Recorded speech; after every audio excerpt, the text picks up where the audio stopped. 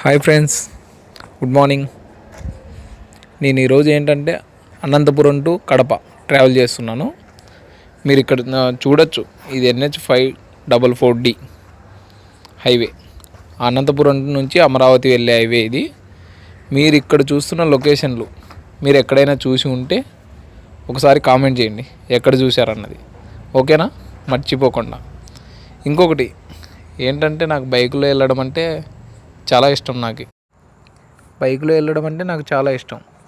ఏంటంటే ఎటు వెళ్ళినా కూడా బైక్ తీసుకొని వెళ్ళడం, అది నాకు ఎందుకో బైక్ మీద వెళ్తేనే కొద్దిగా సాటిస్ఫైగా ఉంటుంది.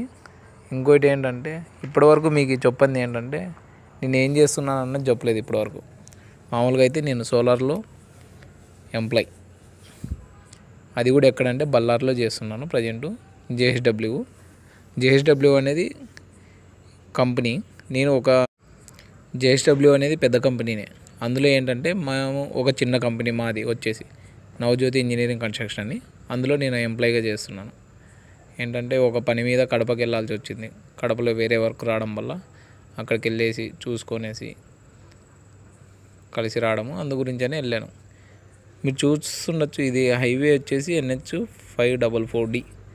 ఈ లొకేషన్లో మీరు ఎక్కడైనా చూసారా అంటే అనంతపురం నుంచి అమరావతికి వెళ్ళే రూట్లో